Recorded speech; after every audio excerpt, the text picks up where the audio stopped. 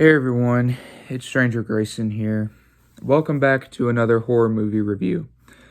Today, we're looking at probably one of the worst entries in this franchise so far, and that is, of course, the Halloween franchise. And the movie I will be reviewing today is Halloween 5: The Revenge of Michael Myers. This was such a step down from Halloween 4. I mean, it's just a shit show. I gotta be honest. This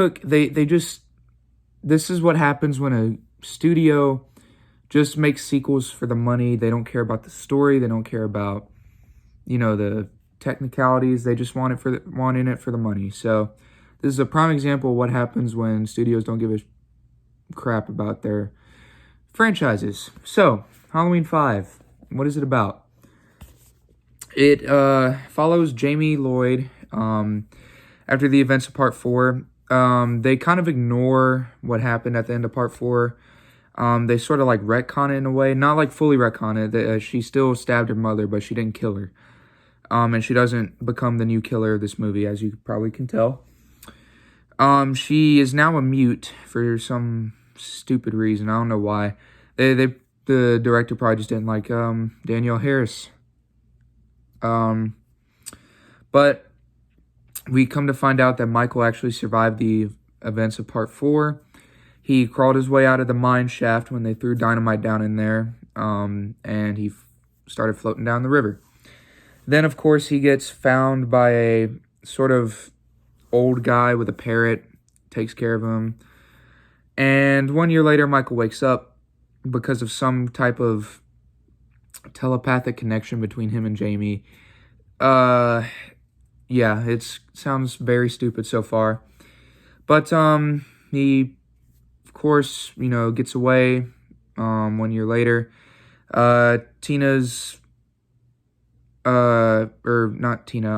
Jamie, she is, of course, a mute, and she's being taken care of in a clinic. I apologize. Being taken care of in a clinic.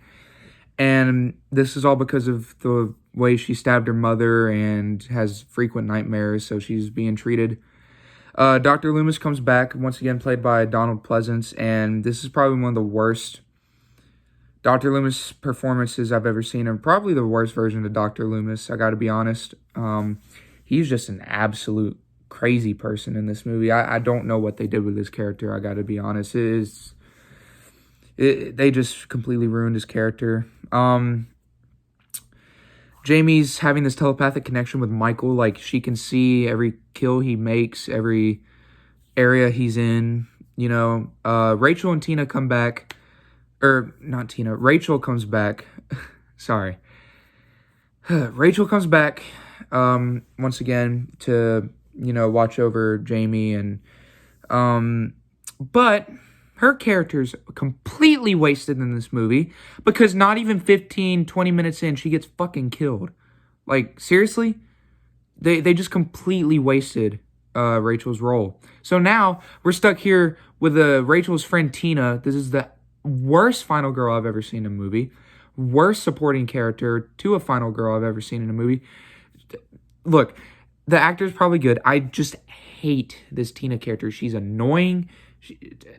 I don't care for her. Rachel was probably better, and they waste her in the end as well. So, I have so much crap to say about this movie. Some positives, though. Some positives. Kills are all right in this movie. Not the best. Part 4 is better, but the kills are at least good. Okay, they're all right, decent. And there's like one dialogue part in the movie that is pretty funny.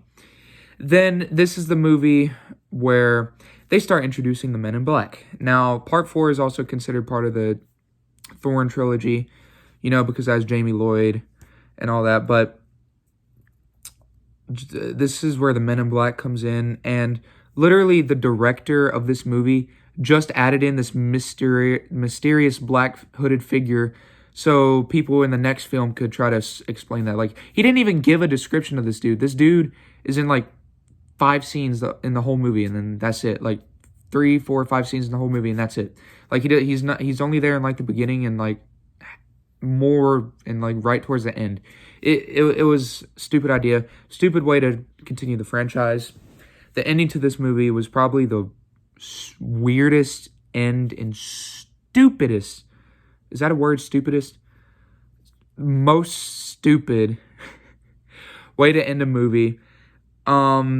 Sheriff Meeker comes back as well. By the way, I called him Sheriff Brackett in last review in Halloween 4. I apologize. I believe his name is Sheriff Meeker, not Brackett. I apologize.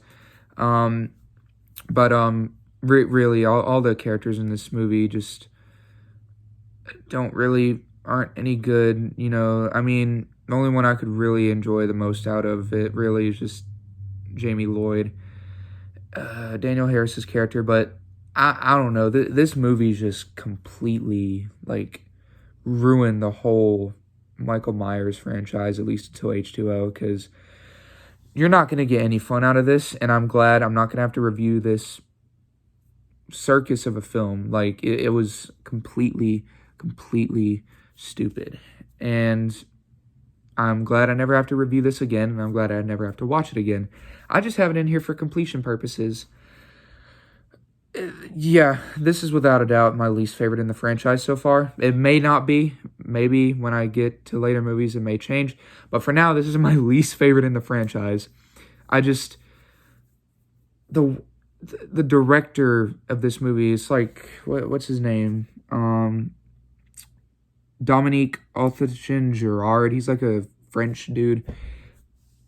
Up yours, bro. Up yours. You ruined this whole franchise. Like, you ruined the Loomis character. You ruined Jamie's whole thing.